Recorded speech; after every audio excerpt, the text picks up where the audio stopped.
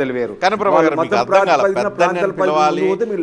ఆ పిలిచిన దాంట్లో మీకు ద్వంద్వ అర్థం లేకపోతే వేరే భూతార్థంలో వేరే ఎందుకు కనిపిస్తూ ఉన్నాయి అంటే పెద్దన్న అని పిలవడంతో మాత్రమే మేమేం మా వైఖరి కానీ మా అనుమానం కానీ కలగట్లేదు రజనీకాంత్ గారు. మీరు ఇంతకుముందు గుర్తు చేసినట్టుగా దాదాపు 9.5 సంవత్సరాలు అనేక విషయాలపై వందల విజ్ఞప్తి పత్రాలు ఇచ్చినా కానీ ఎందుకో తెలంగాణ అనగానే చిన్న చూపు, తెలంగాణ అఫ్ కోర్స్ ఒక పెద్ద నన్ను మాత్రమే అనుకుంటూ ఉంటాం మేము.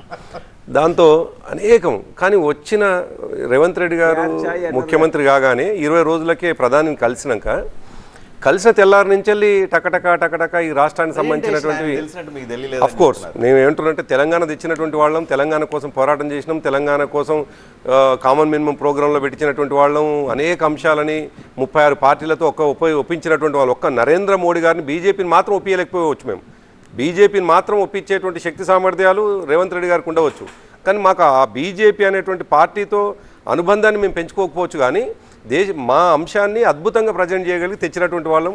సరే ఒక వ్యక్తిని మార్చలేమేమో, ఆ వ్యక్తిని మార్చగలిగే శక్తి కేవలం రేవంత్ రెడ్డి గారికి ఉండి తెప్పించిండు అని అనుకుంటే సరే సంతోషం. కానీ మనకు కనిపిస్తున్నటువంటి అంశం ఏమిటంటే ఈ రెండు రాజకీయ పార్టీలు ఒక జాతీయ విధానంతో ముందుకు పోతున్నట్టుగా అనిపించట్లేదు రజనీకాంత్ గారు. జాతీయ విధానం అంటే యాజ్ ఏ రాజకీయ పార్టీలుగా ప్రాంతీయ విధానం, ఒక రాష్ట్రంలో ఒక విధానం, ఇంకో రాష్ట్రంలో ఇంకో విధానం, ఈ రెండు రాజకీయ పార్టీల కోసం చెప్తున్నాను.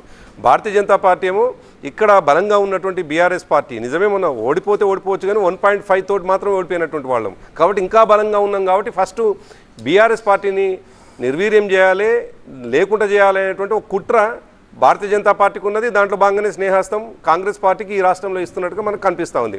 At the same time Congress party కూడా దేశంలో ఉన్నటువంటి భారతీయ జనతా పార్టీని వ్యతిరేకించకపోగా ఈ రాష్ట్రంలో మాత్రం స్నేహాస్తం అందిస్తూ పెద్దన్నగా నువ్వు వ్యవహరించాలి, మాకు ఇవ్వాలి, పెద్దన్నగా వ్యవహరించి ఇవ్వడాన్ని మేము వ్యతిరేకించట్లేదు, కానీ వాళ్ళ వ్యవహారాన్ని మాత్రం వ్యతిరేకిస్తా ఉన్నాం. వాళ్ళ వ్యవహారం ఏదైతుందో రాజకీయ వ్యవహారం, రాజకీయ వ్యవహారం ఇక్కడ కనిపిస్తూ ఉంది.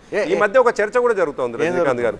అనేక ఇన్సైడ్ కథనాలు కనిపిస్తూ ఉన్నాయి, ఇన్సైడ్ ట్రోల్ అవుతూ ఉన్నాయి, చాలా అంశాలు కనిపిస్తూ ఉన్నాయి, వ్యక్తులుగా ఉన్నటువంటి అనుబంధాలు కూడా సోషల్ మీడియాలో కనిపిస్తూ ఉన్నాయి. మరి అటువంటి అటువంటి పెనుబంధాల నుంచి గిట్ట ఇటువంటి ఎంబడి ఆత్మీయత పెరుగుతూ ఉందా? ఇది రాష్ట్ర ప్రజలకు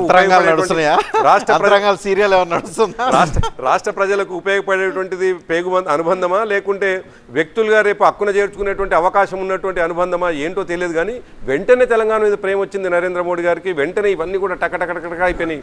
9.5 సంవత్సరాల్లో మేము చాలాసార్లు బతిలాడుకున్నాము.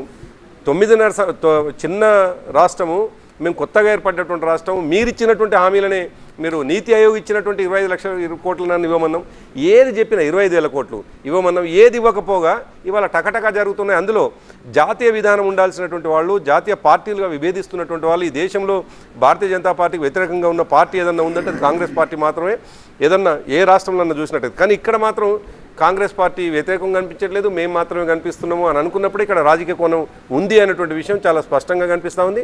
అయినప్పటికీ ఈ రాష్ట్రానికి రావాల్సినటువంటి నిధుల విషయంలో ఈ రాష్ట్రానికి కేంద్ర ప్రభుత్వం ఏదైనా మేలు జరిగినప్పుడు అది రాష్ట్ర ప్రభుత్వం ఒకవేళ ప్రయత్నంతో వస్తే పర్వాలేదు, కానీ కుట్రలో చీకటి ఒప్పందంలో భాగంగా వచ్చినప్పుడు మాత్రమే రాజకీయంగా అనుమానిస్తాను తప్ప అభివృద్ధి పరంగా మేము వ్యతిరేకించాం. రైట్.